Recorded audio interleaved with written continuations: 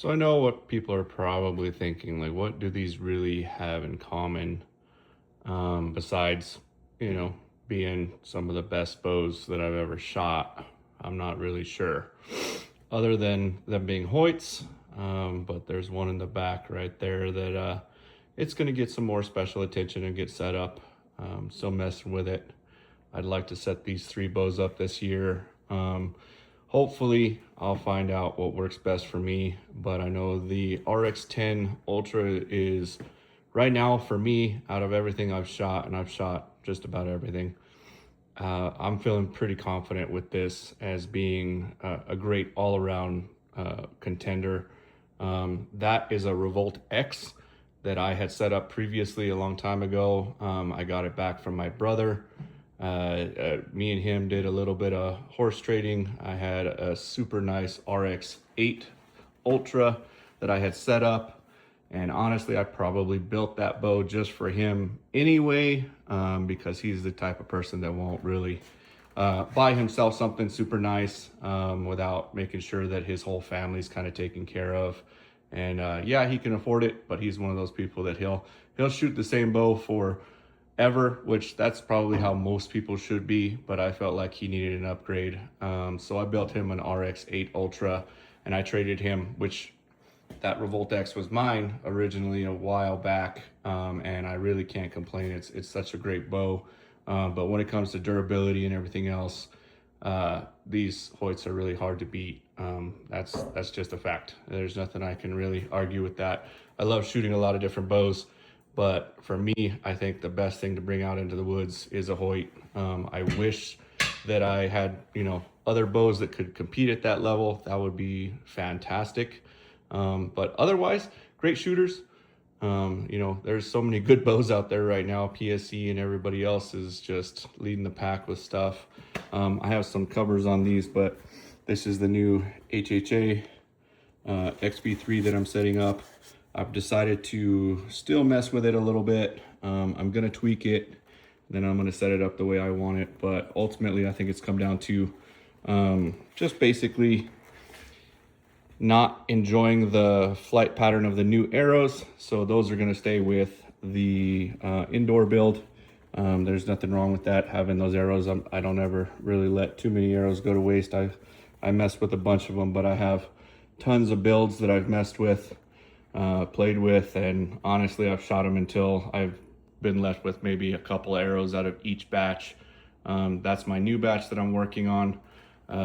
These came from Knock On, and I really just like the way the build quality is super consistent, which, when you want something that's close to testing and you didn't want to have to build your own, so putting some together, I've built them at different levels, and then just taking away the wraps, playing with the wraps. These might end up being my best testers right now, and then I'm going to probably go to something that's going to still work for that.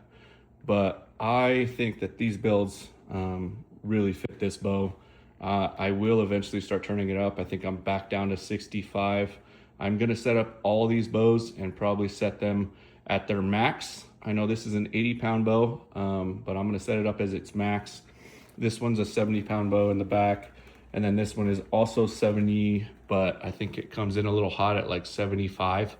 And then I'll probably start making it turn down to all of them, making sure they're all about 70.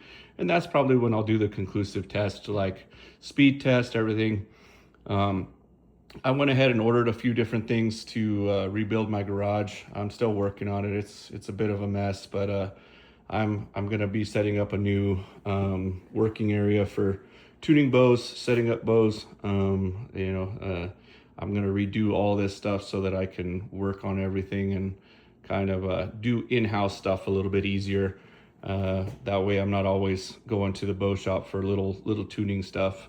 But I've bought pretty much all the tools that I've needed. I just need to reset them back up. I'm just figuring it out right now, but this is what's coming. This is coming down the pipe for sure.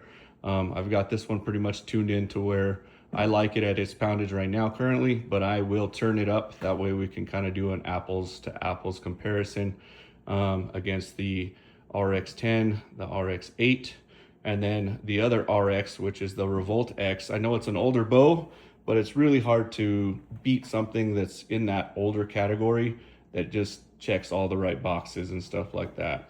But you know, stay tuned. Hopefully this will be something that I do here in the near future.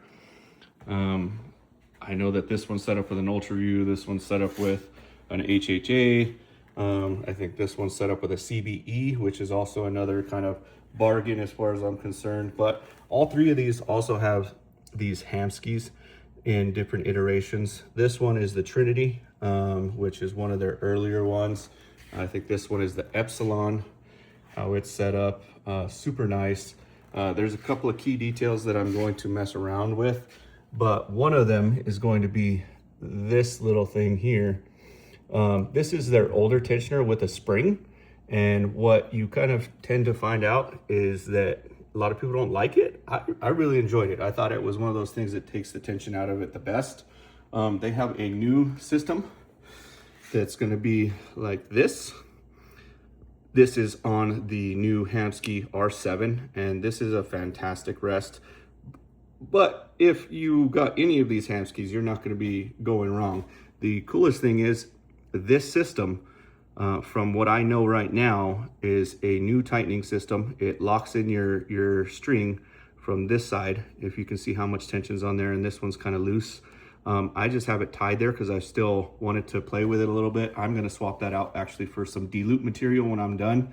But this little thing that goes on the outside here seems to fit on all the Hamskys, and you can actually buy them from Hamsky and swap it out, and it locks it in super tight.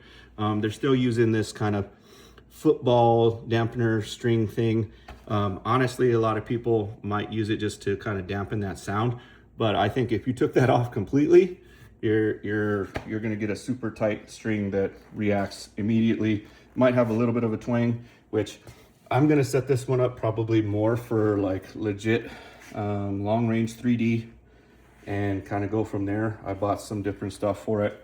I'm gonna build it out a little bit more, but I'm also gonna play with it because once it gets down to it, if it's not a hunting bow, the sound doesn't matter. So the louder it gets, it's not gonna bother me at all. I'm gonna take a few of the pieces off that help with sound dampening, and it may get louder, but it's not gonna matter when you're shooting target and different things like that.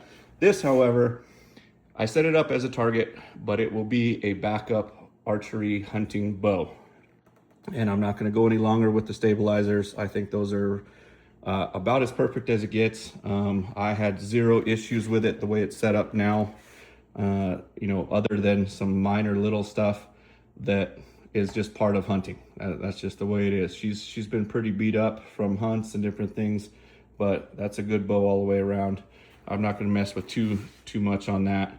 It'll probably stay in the closest configuration, but I think I'm gonna make sure that this bow draws as good as the RX10 and is in that same kind of weight category by the time I'm done, because that one in the back is gonna go down to probably like, you know, 55 to 60, and I'm gonna just set it up as a 3D full-time archery, you know, outdoor shooting thing.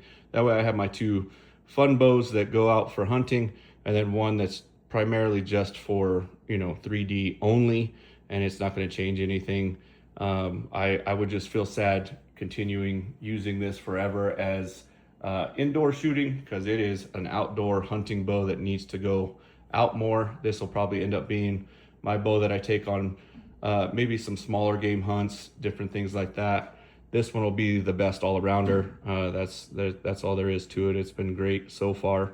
But I'm gonna play with them a little bit more. I will get them dialed in. I do have a couple of tools coming in that will help kind of just mess with these and also get some numbers off of them.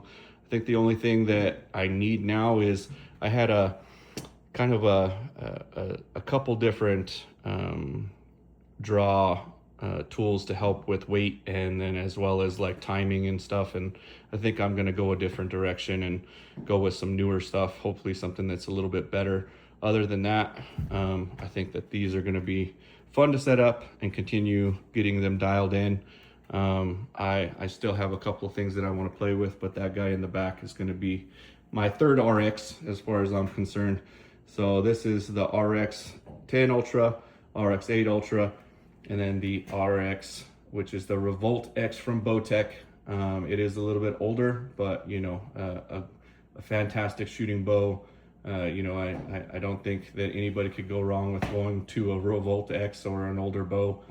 For me, I'm gonna set it up as a 3D and a full-time target shooter. But have a little bit of ways to go.